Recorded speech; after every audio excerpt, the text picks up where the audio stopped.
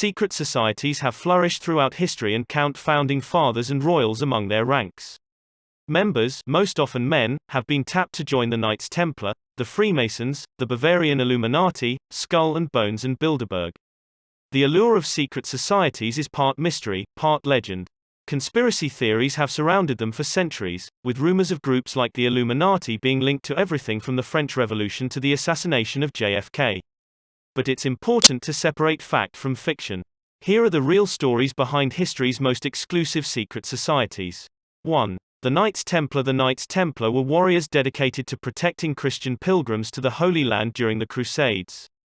The military order was founded around 1118 when Hugues de Payens, a French knight, created the Poor Fellow Soldiers of Christ and the Temple of Solomon, or the Knights Templar for short. Headquartered at Temple Mount in Jerusalem, members pledged to live a life of chastity, obedience and poverty, abstaining from gambling, alcohol and even swearing. The Knights Templar were known for more than their military prowess and moral lifestyle.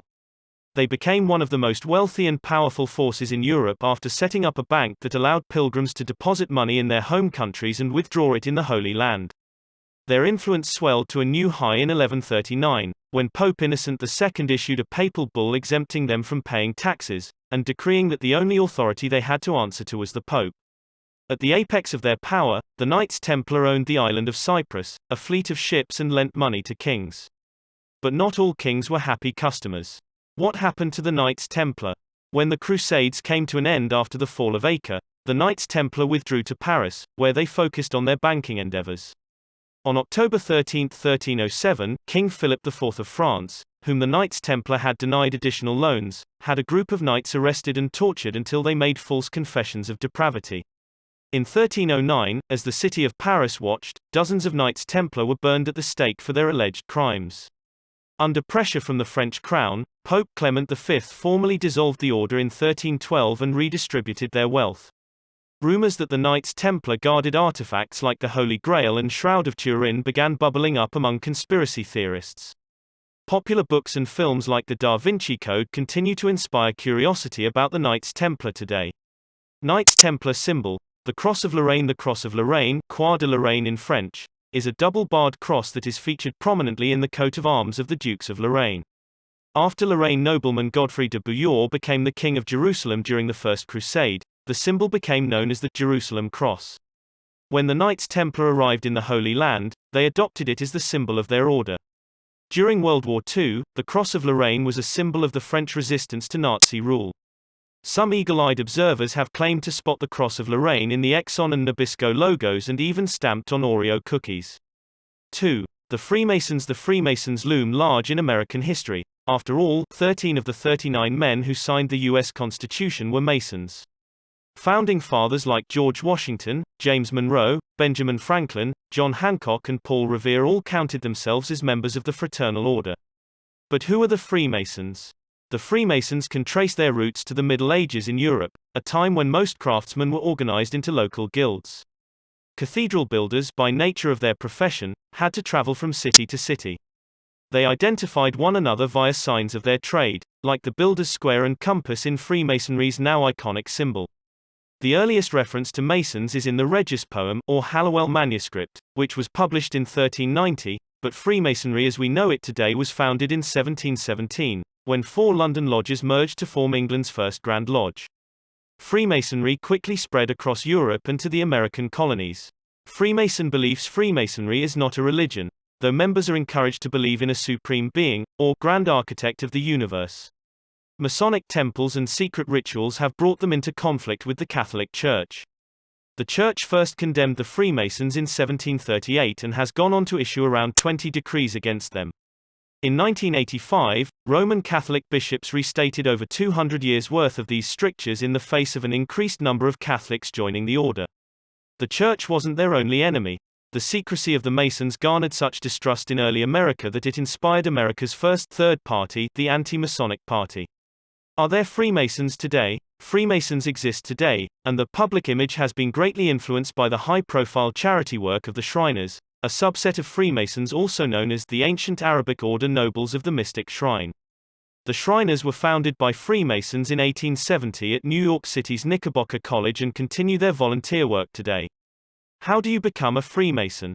The rituals around becoming a Freemason are shrouded in secrecy, but have entered the public imagination in film and TV and were even parodied on an episode of The Simpsons. Membership is open to all males over the age of 21, and women can join an associated group known as the Order of the Eastern Star. According to the New York Times, aspiring members must ask to join and cannot be otherwise approached, as summed up in a recruiting slogan, "All you have to do is ask." Freemasons symbol. The square and compass is the most recognizable symbol of the Freemasons is the square and compasses.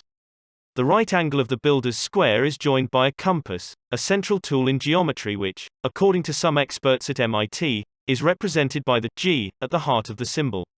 Others have interpreted the G as representative of God, the grand architect of the universe. The Eye of Providence. The view of the all-seeing eye as a Masonic symbol has been sharply debated. Long before the Freemasons, Egyptians used the Eye of Horus, and the all-seeing eye appears repeatedly in Renaissance art as a symbol of Christianity and God's watchfulness. But organizations like the Philadelphia Federal Reserve claim Freemasons Henry Wallace and Franklin D. Roosevelt purposefully chose it when they redesigned the dollar bill in 1934. According to the George Washington Masonic National Memorial, the all-seeing eye is a Masonic symbol of the watchful care of the Supreme Architect that began appearing in printed Masonic literature in the mid-1700s. 3. The Illuminati. The Illuminati were founded by Professor Adam Weishaupt in Bavaria on May 1, 1776.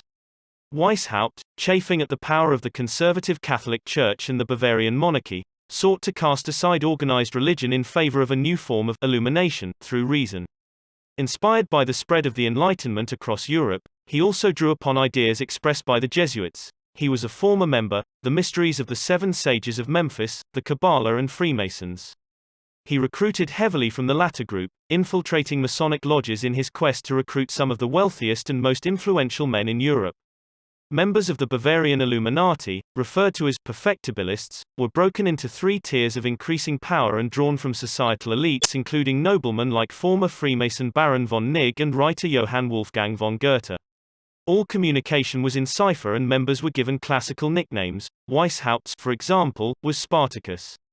What happened to the Illuminati?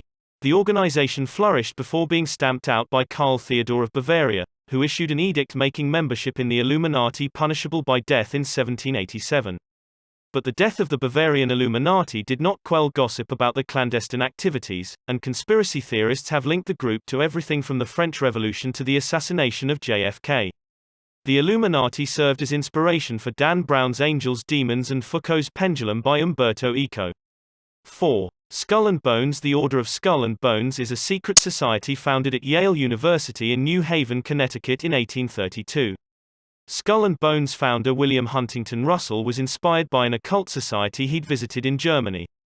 His co-founder was Alphonso Taft, future Secretary of War under President Grant and father of President William Howard Taft, who would also be a member of Skull and Bones. The prominent list of bonesmen includes several presidents and modern-day power brokers.